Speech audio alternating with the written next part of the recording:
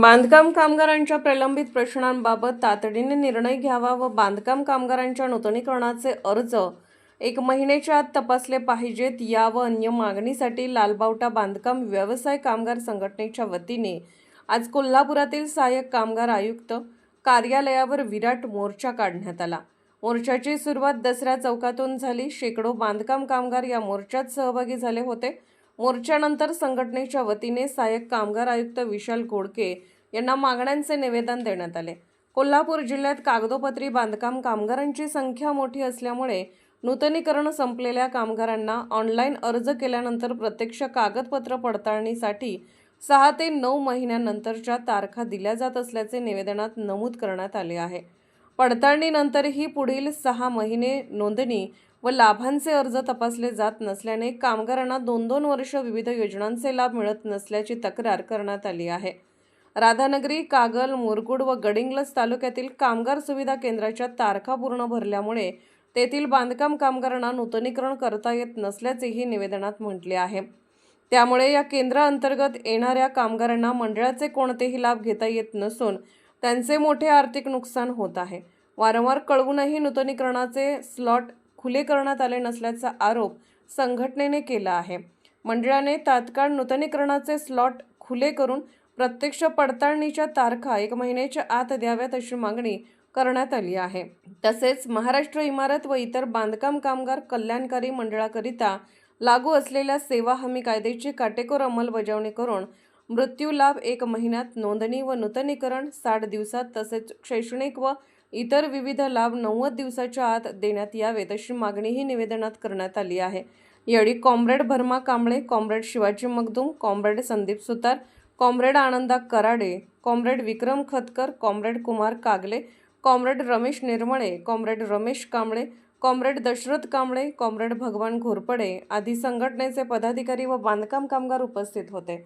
कोल्हापूरहून दर्पण न्यूजसाठी अनिल पाटील। आज आम्ही लालबावटा बांधकाम कामगार संघटनेच्या वतीनं इथं सहाय्यक कामगार आयुक्तांना निवेदन दिलं। बांधकाम कामगारांचे रिन्युअल, नवीन नोंदणी आणि लाभाचे अर्ज लवकर तपासले जात नाही। आज रिन्युअलचा आज मारला तर तो 6-7 महिन्यात त्याचं व्हेरिफिकेशन तारीख मिळते। त्याच्यामुळं बांधकाम कामगारांना दवाखान्याचा लाभ व्यवस्थित मिळत नाही।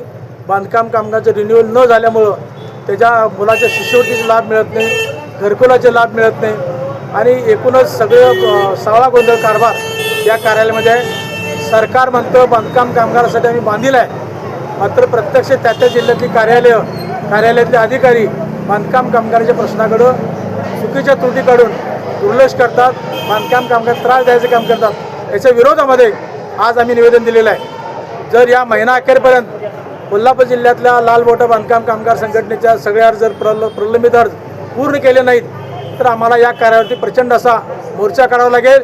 याबरोबरच महाराष्ट्र सरकारनं, मंडळानं जर यासंबंधित दुरुस्ती केली नाही तर कदाचित कोल्हापूर जिल्ह्याबरोबर राज्यातलं बांधकाम कामगारांचं लाल वादळ हे महाराष्ट्र राज्य इमारत व इतर बांधकाम कामगार कल्याणकारी मंडळाच्या कार्यालयावर धडकेल असा इशारा या निमित्तानं आम्ही देत आहोत। आज 12 फेब्रुवारी या देशातल्या 11 कामगार संघटनांनी देशव्यापी संप केलेला आहे। त्या संपाचा एक भाग म्हणून बांधकाम कामगारांनी आज सहाय्यक कामगार आयुक्त कार्यालयामध्ये येऊन या कार्यालयाचे सहाय्यक कामगार आयुक्त माननीय विशाल घोडके साहेब यांना बांधकाम कामगारांच्या मागण्यांचं निवेदन दिलं। प्रामुख्यानं बांधकाम कामगारांसाठी जे काय नोंदणी, नूतनीकरण आणि लाभाचे अर्ज ऑनलाईन करावे लागतात त्याची जी काही स्लॉट सिस्टीम आहे त्यातले नूतनीकरणाचे स्लॉट बहुतांशी तालुक्यांच्यामध्ये बंद झालेले आहे। त्यामुळं बांधकाम कामगारांना नूतनीकरण करता येत नाही आणि नूतनीकरण करता येत नसल्यामुळं बांधकाम कामगारांना शैक्षणिक लाभ असतील किंवा वैद्यकीय लाभ असतील याचा कुठलाही लाभ घेता येत नाही आणि त्यामुळं बांधकाम कामगारांच्यावर फार मोठा तो अन्याय व्हायला लागलेला आहे। योजना असून सुद्धा योजनेचा लाभ बांधकाम कामगारांना घेता येत नाही। म्हणून आमची मागणी या कार्यालयाकडे आम्ही केलेली आहे की बांधकाम कामगारांचं जे काही नोंदणी नूतनीकरणाचं स्लॉट आहे ते ताबडतोब स्लॉट सिस्टीमच बंद करावी। बांधकाम कामगारांनी अर्ज नूतनीकरणासाठी दिल्यानंतर ते ताबडतोबीनं मंजूर व्हावे। याशिवाय आमची मागणी आहे महाराष्ट्र राज्य इमारत बांधकाम कामगार कल्याणकारी मंडळ हे सेवा हमी कायद्याअंतर्गत आलेलं आहे आणि सेवा हमी कायद्याअंतर्गत जे काय त्या सेवा हमी कायदा आहे त्याची अंमलबजावणी ताबडतोबीने कल्याणकारी मंडळाने करायला पाहिजे. त्यामध्ये मृत्यू लाभाचे अर्ज 30 दिवसामध्ये काढायला पाहिजे आणि शैक्षणिक अर्ज जे आहेत ते 60 दिवसात, शैक्षणिक आणि विविध लाभ जे आहेत ते 60 दिवसामध्ये काढायला पाहिजे आणि नूतनीकरण अर्ज 60 दिवसामध्ये काढला पाहिजे. शैक्षणिक आणि विविध लाभ जे आहेत ते 90 दिवसात काढायला पाहिजे. आणि ही जी काही योजना आहे सेवा हमी कायदा आहे तिची अंमलबजावणी ताबडतोबीनं कल्याणकारी मंडळानं करावी. अन्यथा या महिना अखेरला बांधकाम कामगाराचं नूतनीकरण आणि लाभाचे अर्ज ताबडतोबीने मिळावे यासाठी आणि बाकीच्या प्रलंबित मागण्यासाठी या कार्यालयावर आम्ही हजारो बांधकाम कामगारांचा मोर्चा काढल्याशिवाय राहणार नाही असा इशारा आम्ही आज सहाय्यक कामगार आयुक्त माननीय बोडके साहेब यांना दिलेला आहे. निर्भीड बेधडक बातमीसाठी दर्पण न्यूज चॅनलला लाईक करा, शेअर करा, सबस्क्राईब करा. मुख्य संपादक अभिजित रांजणे, दर्पण न्यूज.